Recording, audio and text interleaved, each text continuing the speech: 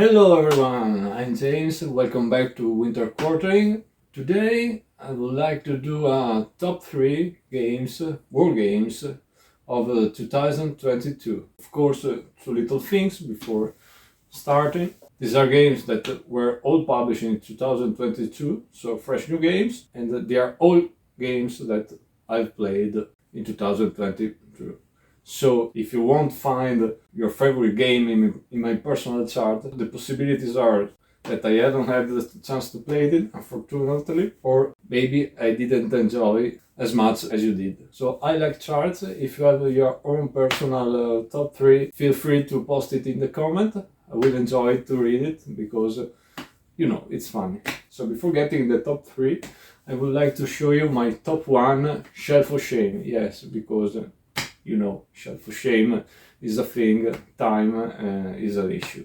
So my biggest regret of the year is Enemy Action Kharkov by Compass Game and designed by John Butterfield. Game about enemy action series.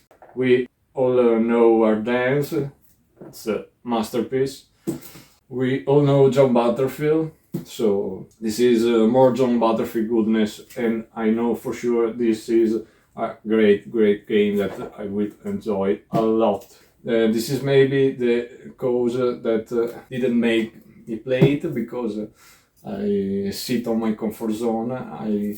I know I would have enjoyed it, and so I dedicated myself to something else that maybe it's newer, and I didn't know it, because I know I really enjoy this one a lot, because it's some more John Butterfield goodness.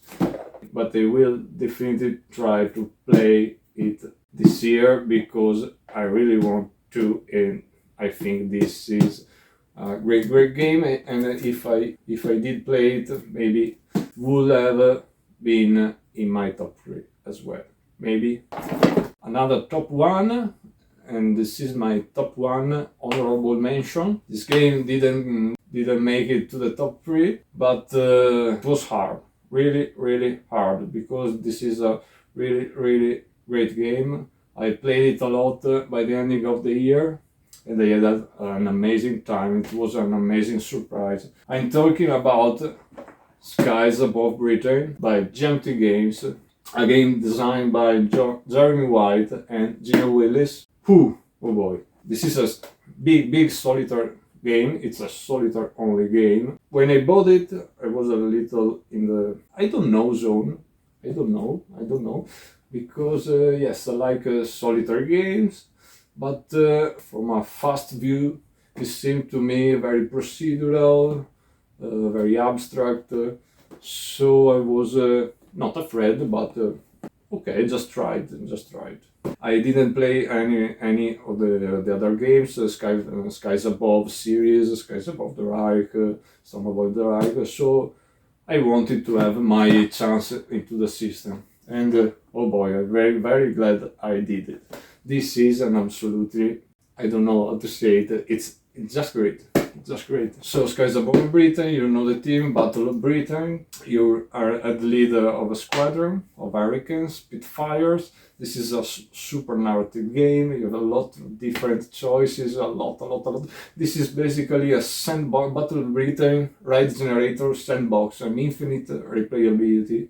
It's, I don't know, it really surprised me in a really good way. It's just great. Yes. Only thing, it has a lot of rules, a lot of exceptions, but they are all simple, and the rules are just written in a wonderful way. If you have played Atlantic Chase, it's a little bit similar. So you have to take your time. You have to be patient. You play just one little scenario to learn one thing, another scenario, just add this one, another scenario, oh, this time we're gonna do also this, the other one, oh, this time we will do this, this, this, and this. And the end of all this scenario, you could be a RAF lieutenant or something. And they give you a flying license, and you're okay. No, it's just great. I had an amazing time playing it. It's so deep. It's so narrative. It's so. You feel the tension, you have a very hard choices, and it's automatic. It's just great, and all the rules make sense because they are automatic. I don't know what to say more about it. I already say it's great. So honorable mention of this year for me, this one. Let's jump into the top 3, and my third place for 2022 goes to Donnerschlag, Escape from Stalingrad, a game by VUCA Simulation, designed by Patrick Gebhard and Pepito Sbazzeguti. What is this game about? It's an hex encounter game, so it has a lot of the classical elements of hex encounters, but it's on the simple side of it. Moreover, it introduces and uses a lot of card play, and is an element that makes the game very, very, very fresh. You have cards for the combat, you have cards for activations, you have a lot of smart choices, and it's very, very interactive, simple and fast on the turn, on the movement, because you don't have to move a lot of pieces all the turns. You have to move one division, 5, 6 tokens. It's just take your turn, take your turn, take your turn, go and forth. It's very, very fresh and unique. The game is set in 1942. You're covering Operation Wintergewitter, Donnerschlag, which is the plan to make the 6th Army of Paulus trapped inside Stalingrad, and you are trying to make a breakout and reach and establish a meeting point with that army. So you are playing as the rescue army. You have on the map 3 abstract areas, could be the potential meeting point. At some point of the game, you have to call Donnerschlag. You have to put 3 markers. One of those markers will be the real marker. The other 2 will be the dummies. And you put covered in these 3 areas, so the Russian player will never know where will be your meeting point. So there's a little tension. It's a game of minds, cat and mouse. I must say, as the Germans, you feel the pressure because you have to reach that point in time. Exactly, you have to be there exactly 4 turns after you call Donnerschlag. So you are like, oh man, I'm moving slow. I got to go faster, but it's so hard.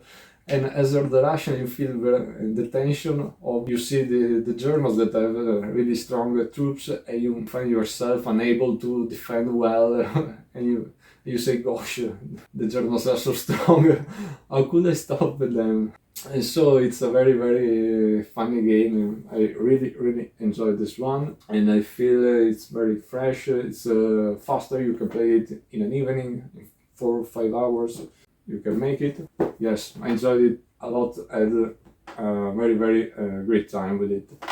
So my top 3, Donnerschlag. Top 2 game of the year for me. It's an amazing design by Chris van Boorden.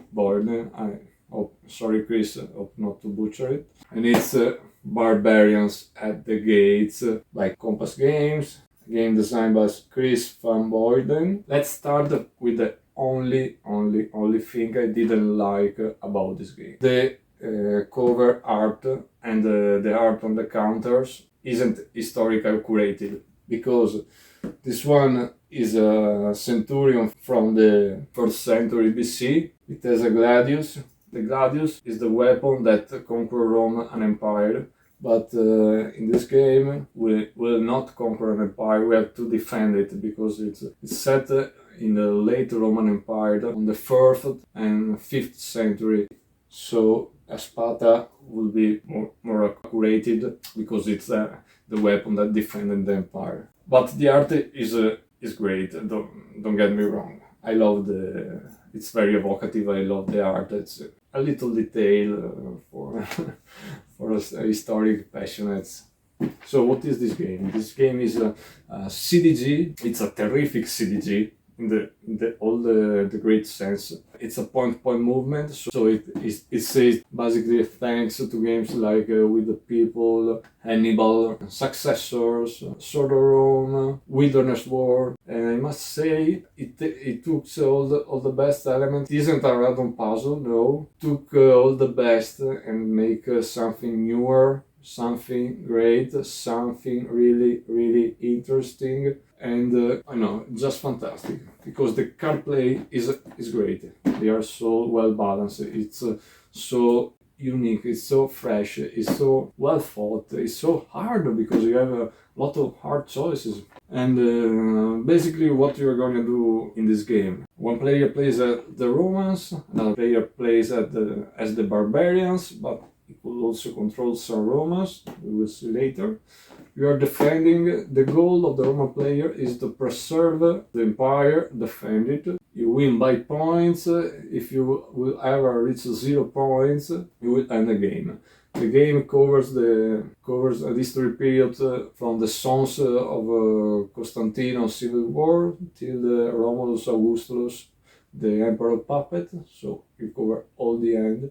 In this period of time you will have all the most important emperors, Theodosius, Valentinian III, and all the barbaric leaders, Genserico, Alarico, Attila, and moreover you have all very thematic events. In the turns you're gonna implement newer cards to the deck just to represent the history. It has a lot of battles, but not random battles, well fought battles. You also have a politic aspect like in other games. You have raids because barbarians will go raids, will score points. You build fortifications.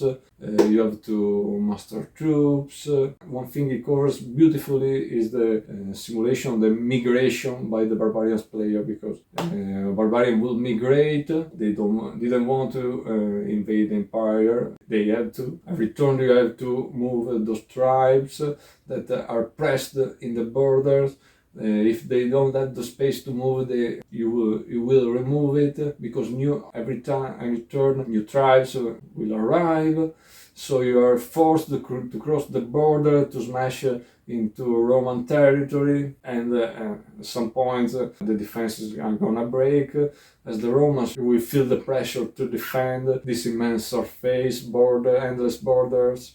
You will have from Picti in Britain, Ostrogoths, Visigoths, Alemans, Huns, Goths, Maori down in Africa. And the most interesting thing is that your generals can revolt and be acclaimed by emperors by their troops. The barbarian player via card play could make one of your generals and all the troops, maybe some pieces of land, revolt against you. This is a way of simulating what happened in the Roman Empire. There was this big issue about succession, and as you give too much power to a general, too much troops, and it was far from home, it was the only authority there. Their men would acclaim him as an emperor, because it was the only one that could grant them money or lands or